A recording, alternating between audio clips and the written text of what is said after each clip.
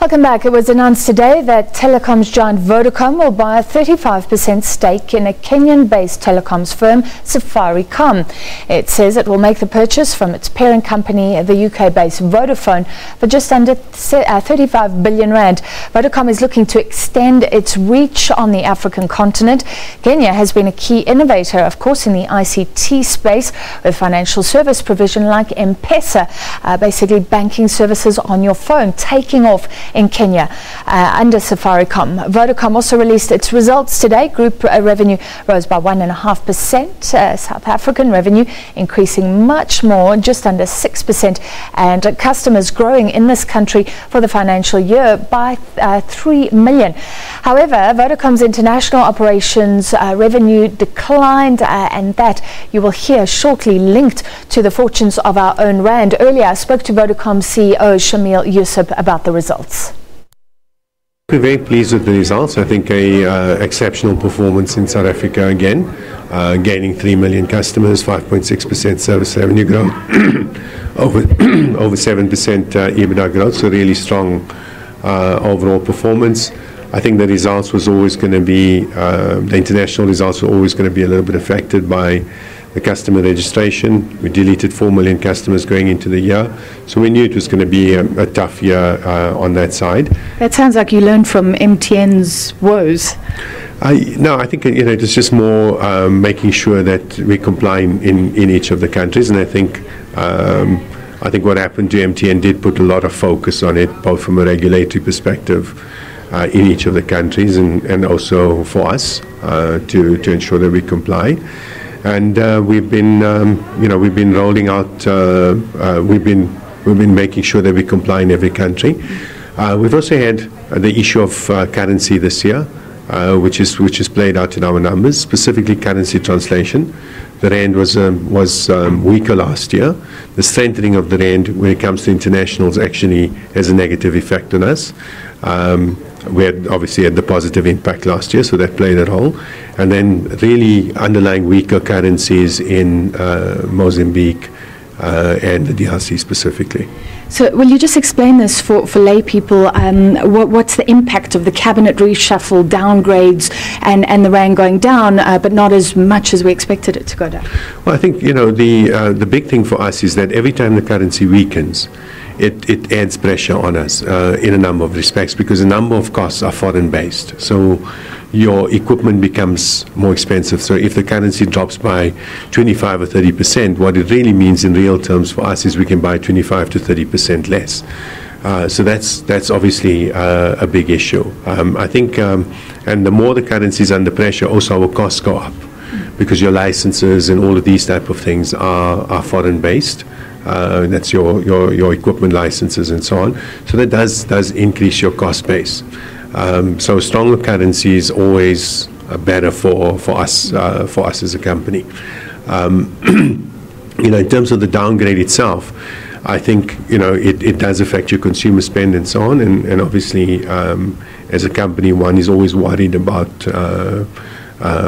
potential downgrades and so on, because it makes your capital firstly more expensive on the one side, and access to funds, and also the banks tighten up, right? And as the banks tighten up, what then happens? The consumer comes under more pressure and spend falls. So do you see that being a concern for this coming year? Yes, I think. I mean, the downgrades that have already happened already have some impact. But I think it's important that as South Africa, we don't have any further downgrades, especially on the local debt side. And I think that does come to pass. It could be quite disastrous. For years, every time I've spoken to you, we discuss digital migration and the spectrum that still hasn't been allocated. Is that still a big issue for you, or are you seeing progress there? No, and maybe you can explain why this matters to your customers, actually. Yeah, I think it's still an issue, and I think South Africa is extremely delayed in terms of where we are. We're at least 10 years behind in terms of availability of spectrum. That said, as the industry, we've made a plan. So we've refarmed spectrum, we've driven all kinds of efficiency methods to try and reutilize the spectrum that we have. And to be, and I'd say now we're probably among the most efficient networks in the world. And that's just reutilizing everything. So we've launched 4G, and now have 75% 4G coverage without any 4G spectrum. It's just reutilizing the existing spectrum pools for 4G.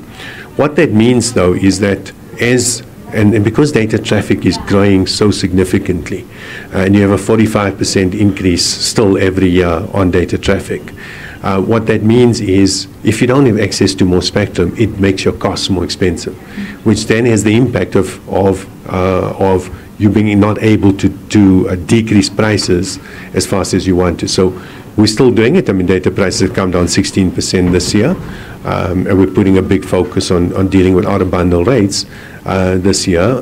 But I think fundamentally, if we have access to more spectrum, it just makes things a lot more efficient and for us, but also the speeds of the network will get a lot better. I think a lot of South Africans think those data costs could come down, that you guys are exploiting a history of dominance.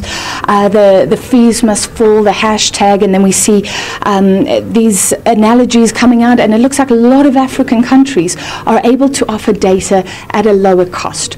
Are you guys keeping it high while there's just not enough competition to force you to bring it down? No, I don't think so at all. I mean, if you look at the results, sure, they're good, but I mean, they're not astronomical or anything of that sort. And I think when one looks at different countries, it's important to look at the context of those countries. First, you've got to look at the level of data penetration. Secondly, you've got to look at how much spectrum have those countries got available, have those networks had access to spectrum.